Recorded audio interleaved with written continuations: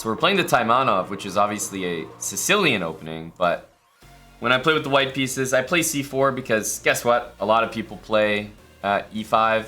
However, if they don't play e5, then there's only so much you can do. Bishop there, all right. Let's go for this. We're kind of getting the setup here, a little bit. Interesting. Bishop c7. He's ready to checkmate me. I can feel it.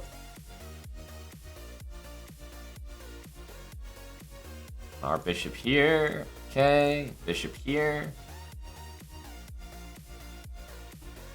Another nice thing is perhaps knight b5 to make a point of taking that bishop. I think I am going to go ahead and do that. This actually isn't that scary because I think I can use that g-file. So for example, I'm going to start by taking... Actually, do we want to take that? I just feel like if I take that and take here, he's castling. Let's start with this. We can take this later. Doesn't have anywhere to move, so should be okay. And it's always with a check.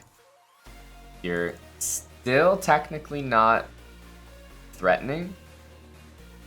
Let's go rook g1.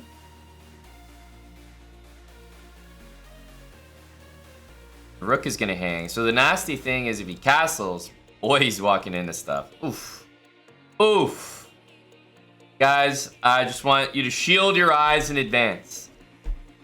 And initially I was hoping that you'd shield your eyes because of the incoming attack on the Black King. But you might have to shield them because Airbus Driver just gifted 100 subs. Airbus.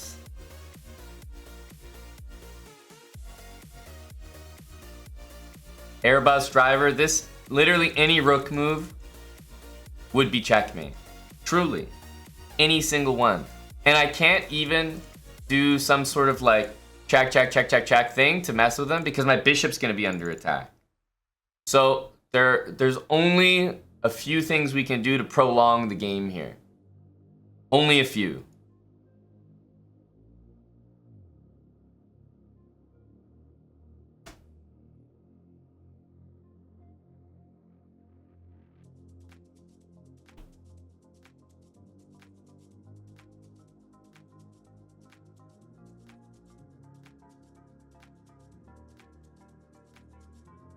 Putting him in check. Airbus, I mean, I didn't want things to be over that quick, you know? A lot of energy from you. I didn't want things to be over and done with.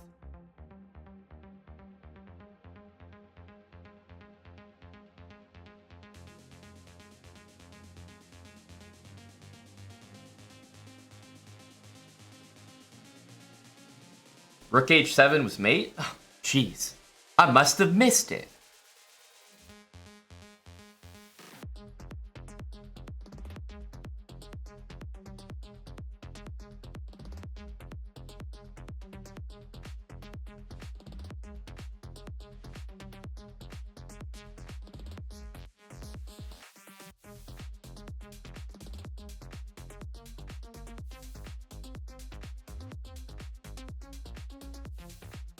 I'm getting him from behind here.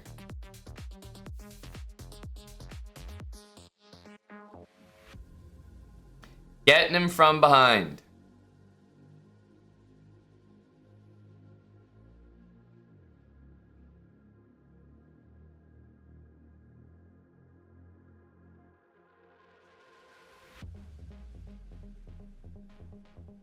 We would like to entice our buddy to join us down here.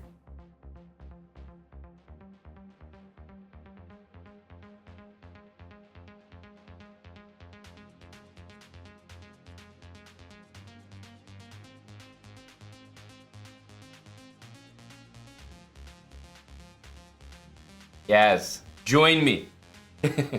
Come to me, my friend. We brought him down as far as we could take him. Right, we brought him to G2. Come here, boy.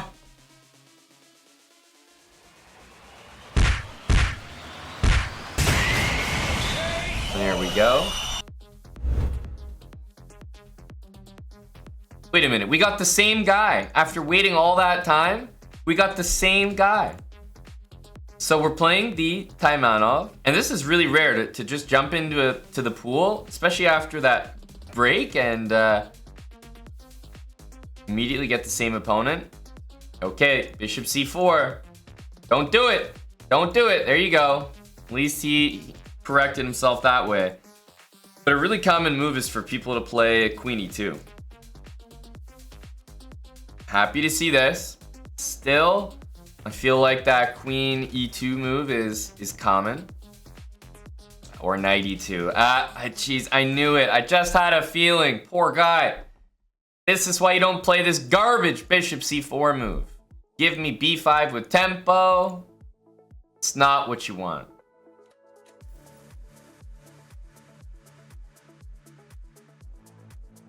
Yeah, he wants this pawn, and I don't know if I'm prepared to hand it over.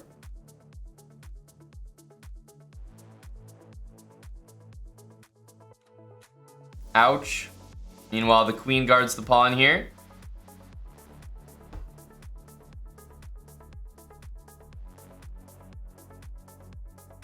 He's lost his light squared bishop. He's downtrodden. So if we take here and then take the rook, I actually don't see the escape on b3 anymore, but we do have knight c2. However, if I take right now, I immediately escape with knight b3, so I'm going to take here just to ensure that my knight definitely gets out. So even here, takes, knight c2, rook c1. I don't want to mess around with that line. Let's make sure we save the knight.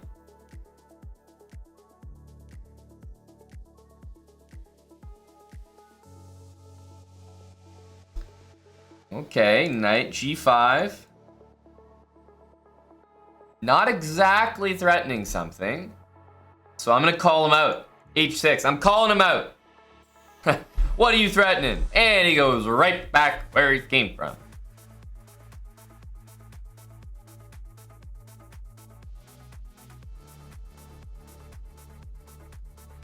Here, a knight c5 gets the pieces back, but at this point, I'm feeling like the only thing I need to do is get my pieces out, get developed. Forget about this one pawn. I need to get the pieces out. They need to see the light of day here.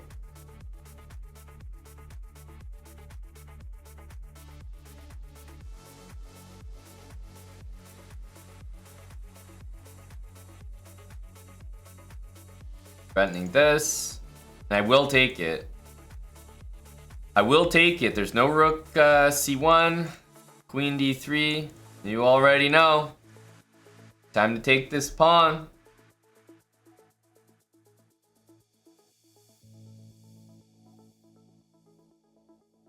This is hanging. And what's the material as well? We are up significantly.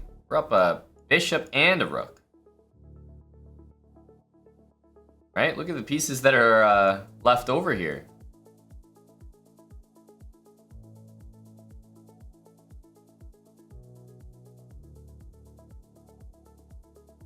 Bishop c5 would be nice. Of course, we need our king out. And our bishop needs to move so that the rook can finally join on the c-file. Jack. Jack, king here. Not exactly getting my mate just yet. Let's go here first. And then this bishop is covering everything else, and that is a mate. GG. We finally got a Sicilian here. And what's the rule, right? What's the rule that we've been talking about? When your opponent plays d4, of course you want to take it. But if your opponent doesn't play d4, don't start with the knight, don't start with the queen, start with your pawns. a6, because you want to sit there and wait for the opponent to maybe play bishop c4. So common that they will. Then hit him with b5, and I mean, the likelihood that they'll play this, very high. Even if they don't, like our game here, you can see how I'm just gonna sit here and put all my pieces on normal squares, and very likely they will still trap their piece. Happens a lot. Happens a lot. So very unpleasant game for white. Kept it very standard with our setup here. Chalk that up as a W for the Taimanov. Wow, Big Larry Poo. Chad.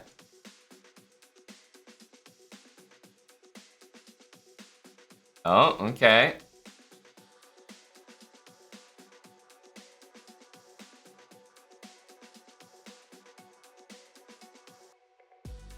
We're just gonna stick with our setup for now. Against A4, yes, I could go here, but I'm gonna play B4.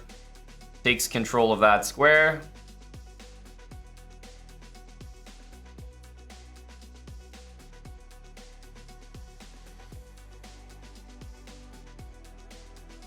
Oh no. Oh, Big Larry. Oh, Big Larry. Oh. Oh.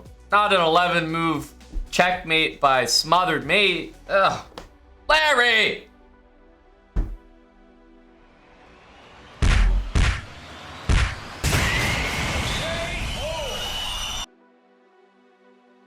Ouch.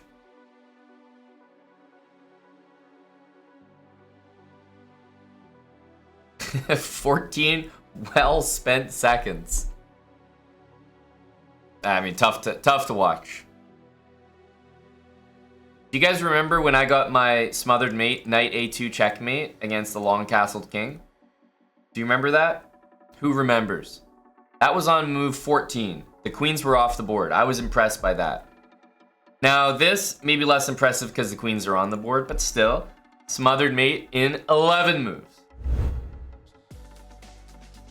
C4, D5. Always a pleasure to see this opening.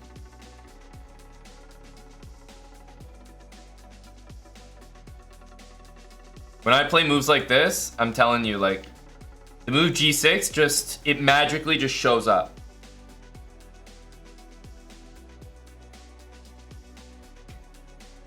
I'm going with our typical Taimanov setup here.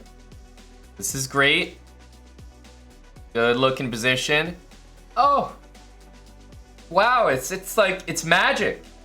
The way the move G6 just shows up. It's magic, isn't it? Wow, how the hell did I know that the move G6 would just show up on the board? Not like the bishop was going to G7. People are just incensed by the queen on C2. They feel some sort of entitlement. Like, there's no way the queen is allowed to exist on that square. People are just raging. So I don't know what it is, but something about queen C2 just tilts people. They must place a bishop on F5, or else. Or else. Now, am I supposed to buy that E4 works here? Because I don't know if I do. Because I'm looking at, like, bishop here. Takes, knight d5. And the queen has to move. The rook's being hit. There's some trouble here. I feel like he's going to walk into the trouble. Ooh, castling. That's a reasonable move, my friend. This move is a little more playable now. Maybe still suspicious, but certainly more playable. I'm going to control this square. When I see these pieces there, I know the f-pawn is not showing up, at least for some time. So let's put a knight on e4. I could go knight d2 as well, by the way. The Alapin, we've definitely covered in this series, and I'm sure we'll see it again, so we'll wait till it happens. But we've definitely faced it.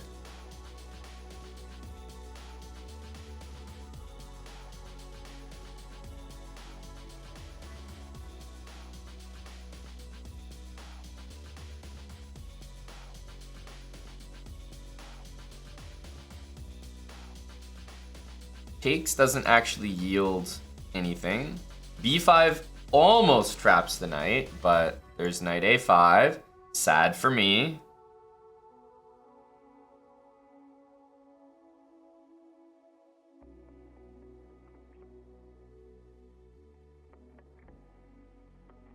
Oof, ABD. The set's peaking right now. Fuck.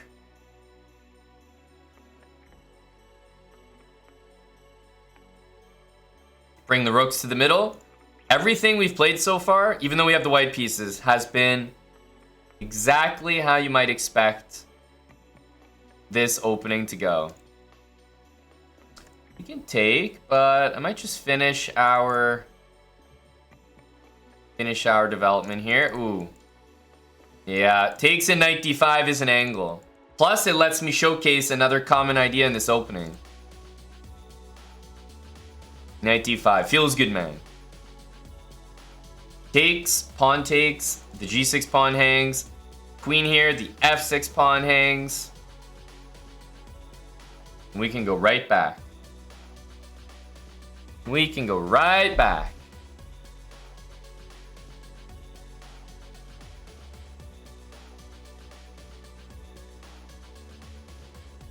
C7 looks very hanging-y. I'm gonna take it. I'm going right in there.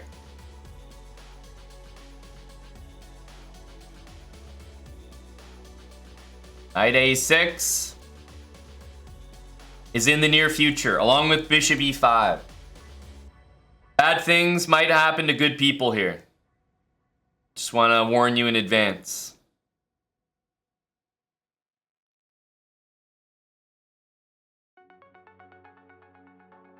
Knight c6, pretty good move. Let's go ahead and take it. Takes, queen takes, bishop e5, queen takes. Don't think we're quite getting the win there. Let's take this one.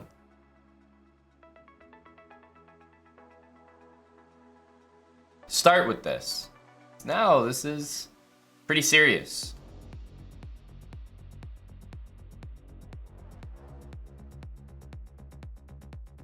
Queen b6 is the move that's gonna hurt. Check.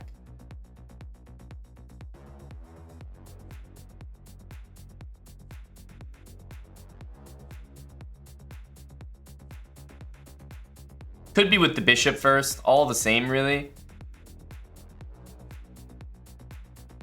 After our opponent takes on c7, that's mate and that's mate. Very difficult to stop both, so it might need to be queen takes, and he does.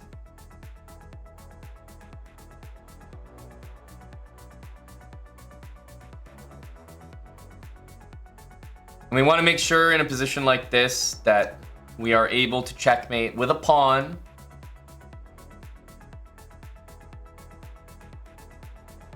Important.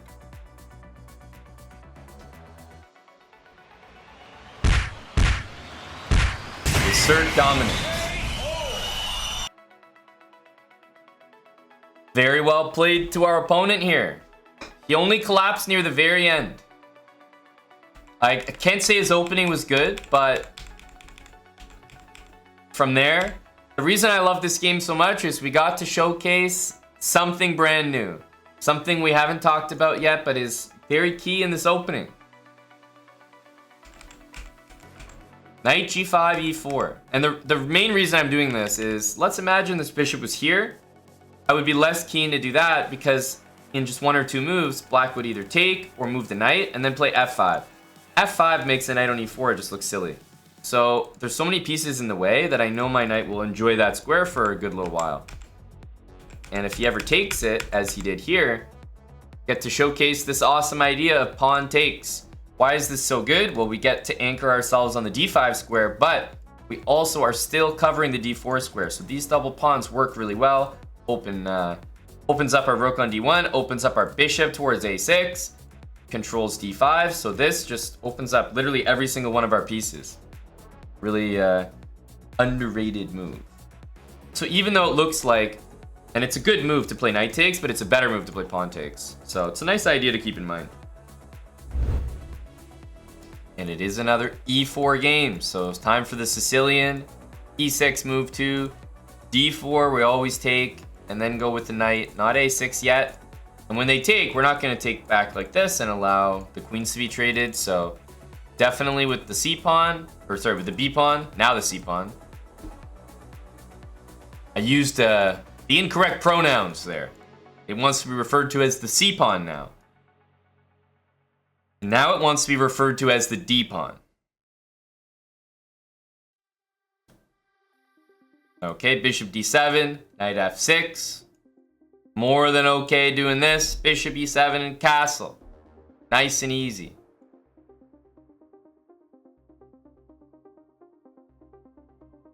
Okay, we've done it. We've done the thing. We've gotten castled. Definitely a move like rook to c8 is going to make a lot of sense here. Open file. Rook to b8 as well. Looking good.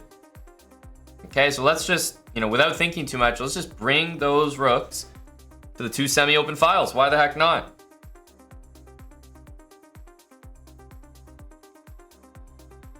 And I haven't really done much in this game, but I already have a potentially overwhelming attack.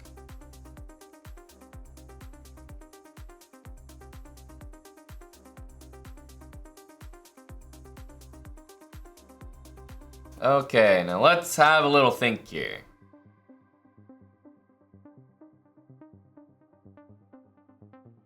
Hey?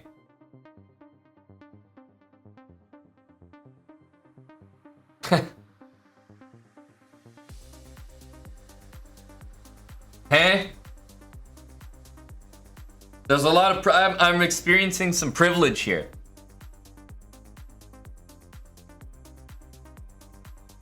Well, a nice move for me here would be queen b7. I was trying to find a way to attack this pawn. I was thinking rook b2 and queen b5 check. That's probably not good enough. Queen b7, so simple. If you move the pawn, you just lose the knight. And if you move the knight, you lose the pawn for sure. So, interesting. Okay, we're back in there. Sicilian. Oh, and then here's our favorite move, bishop c4. It strikes again. It strikes again.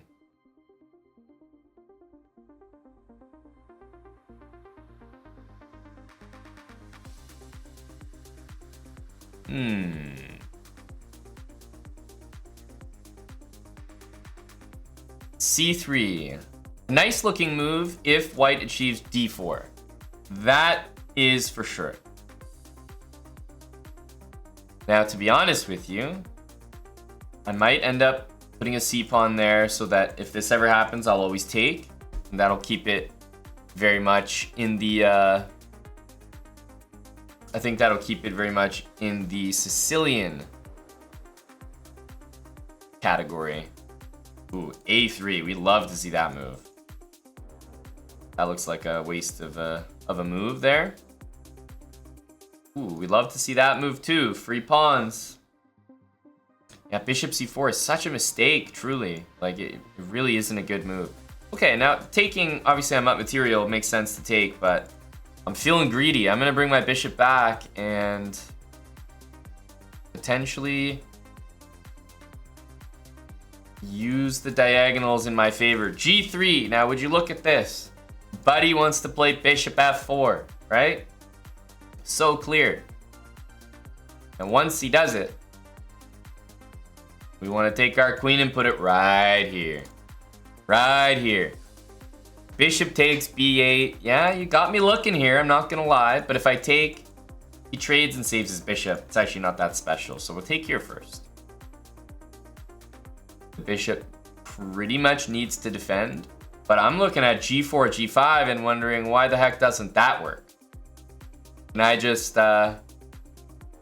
show up here and take names? I'm gonna start with this move. I don't like dealing with queen d4. But this is my idea. Tuck the bishop back, maybe just here. It's fine there. If you go back here, then a4, there's suddenly some threats. So just go here for now. So it's either this or h5, h4. Let's start with g5. g4 and queen h1 mate. That's the plan. He goes here. Well, I mean, is that really going to slow me down? I got another pawn. I'm going to make the threat again. So g4, knight h4, and the g2 and the h1 squares are actually protected. Don't tell me he's going to find a way to make this work. Let's try to mess things up with this move.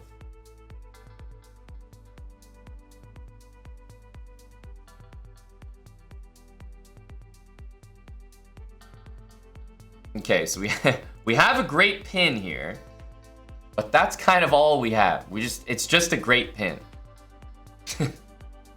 It's like, it's not completely clear what to do next. We're gonna win our piece back, that's for sure.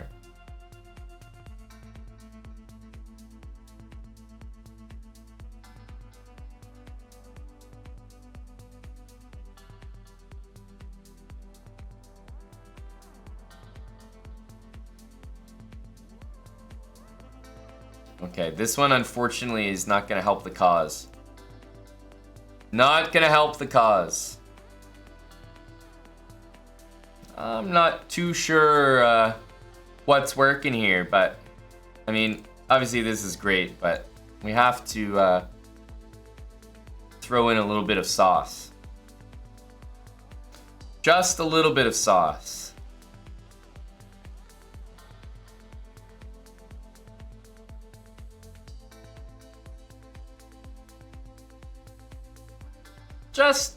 Just a tad. Just something to spice up the meal. GG. It was a little bland until rook h2. You would be surprised. This opening, this Taimanov Sicilian, the way that your pieces get placed leads to a lot of attacks. It leads to a lot of attack, and that's because the whole nature of this Sicilian is, yeah, sometimes we play d6 to stop e5, but for the most part, you'll see me developing my pieces without ever moving this pawn, and that means that this bishop can develop more aggressively, and the pieces just naturally end up aimed directly at the king.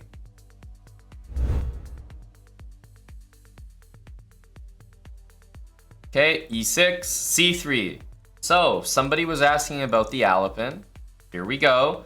First things first, when people play this move, always attack the pawn. Number one, you always attack the pawn because they can't play d4. Number two, you always attack the pawn because they still play it.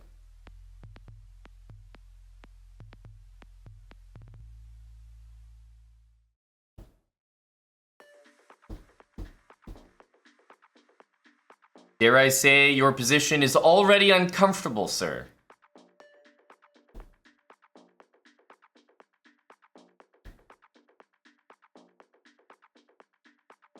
We're just going to play the position normally here.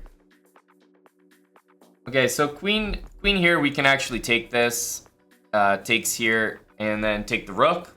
I'm probably going to do something slightly different because I don't want a situation where he plays queen c2 and traps my queen in there. So I don't really want to deal with that. I'm going to go knight c5.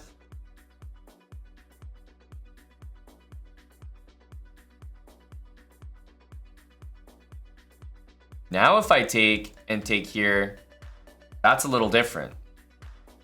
This could work out. I'm feeling a little safer this time around. I don't know if that's justified, but it does feel a little safer. Yeah, this is hanging, but we have rook f8, so.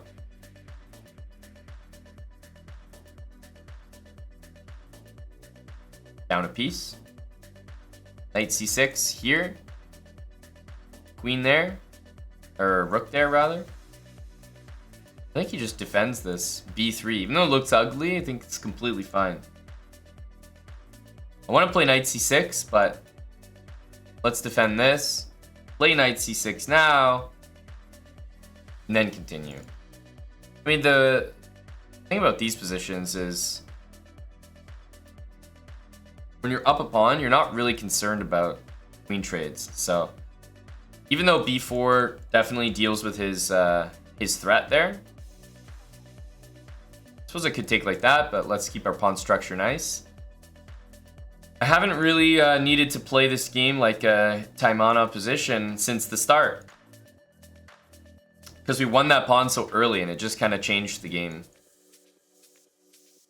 And put our pieces on a beautiful looking square there. Let's finish development.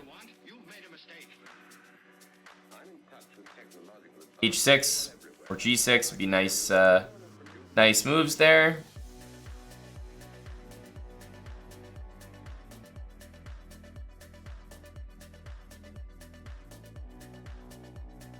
Take this.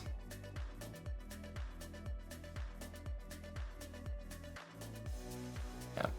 I think rather than defend this and have him defend that, I'd rather take it. It's a bit nicer. Not the prettiest move, but even a rook endgame should be okay here.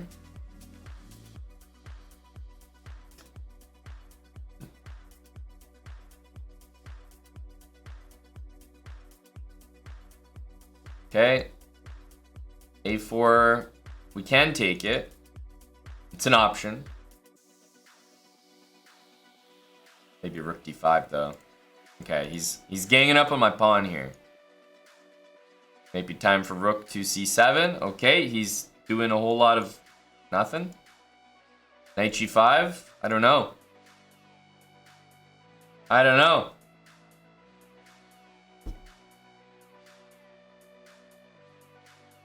The rook and the knight do not make a good impression.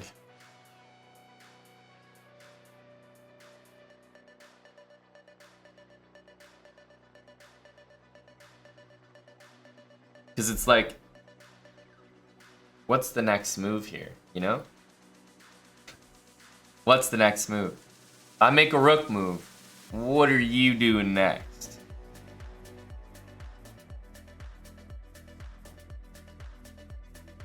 There's no rook h8. There's no knight move because it has to guard the rook. It was like, great, you take my pawn, and your best move might be to just literally go back.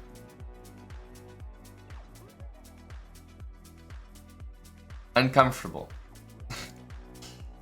And then he does. Okay.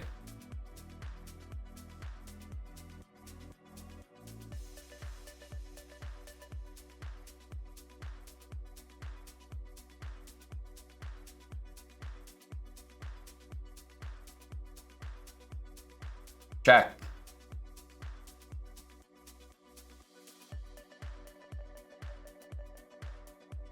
Check and mate.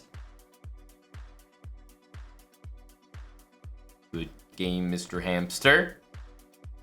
So yeah, someone was asking about the Alapin. I actually haven't played too many serious games in this opening because every time, I think every time so far, correct me if I'm wrong if you remember a different game, but when I attack this pawn, so far everyone has just played this and they just lose a pawn. It doesn't make sense to me, but like, one thing that I taught in my Building Habits series was that when people do this, you can play c3, and against this move, remember this, right?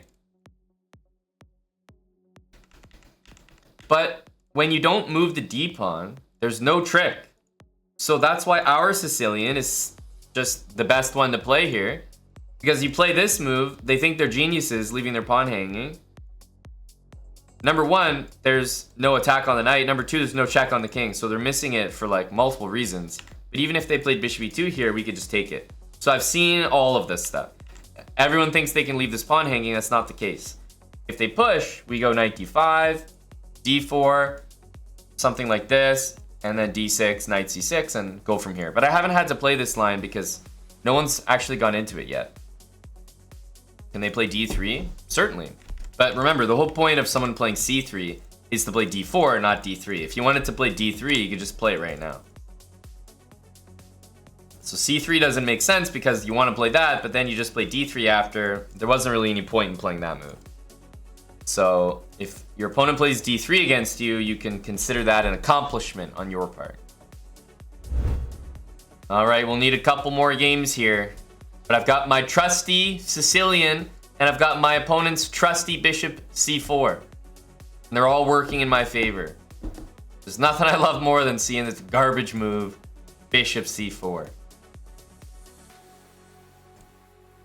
Okay, we can already win a pawn, so we may as well punish him for that. The only sad part about this is we don't win any pieces, but...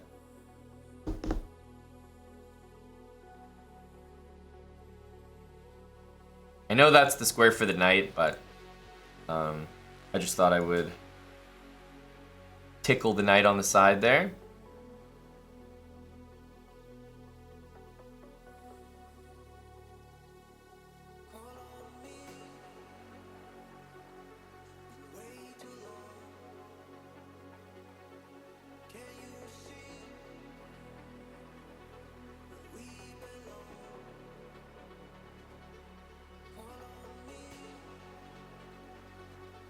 Okay. Should be quite a nice position here.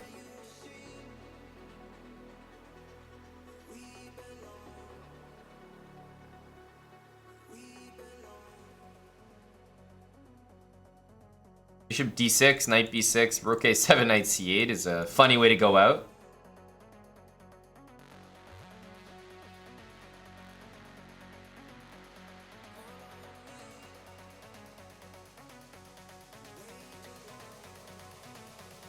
I just want to go bishop here. Yeah, everybody plays bishop c4. I don't know. It's a total addiction. We're at 1,000/1100 and people still play it. It's a really bad habit. Okay, well, that pawn has been able to be taken by the knight for 13 moves. You know, pretty much the whole game. And it's never been taken. It's like, wait a minute, why didn't you ever take it? Oh yeah, you couldn't. Oh yeah.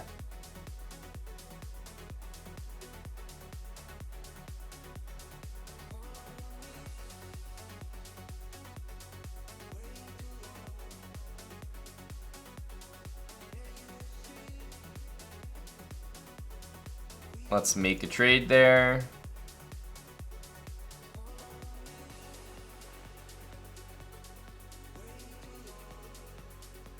I have a feeling that he might be very interested in taking that pawn.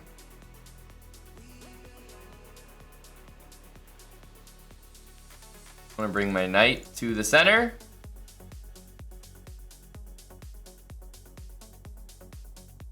Attack the queen, which does need to defend that knight, which is why I'm so comfortable with queen takes h6.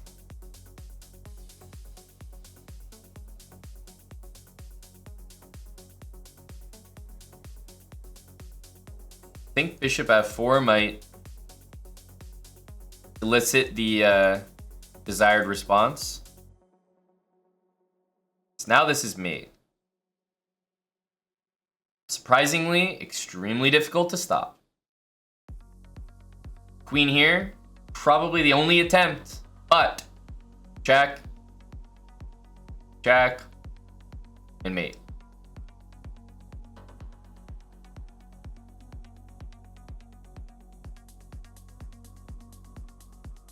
Did bishop g3 work as well as bishop f4? Of course, bishop g3 is a fantastic move. Mine was just mine was more of a prediction. Like, I know what you're gonna do, and I know how I'm gonna mate you.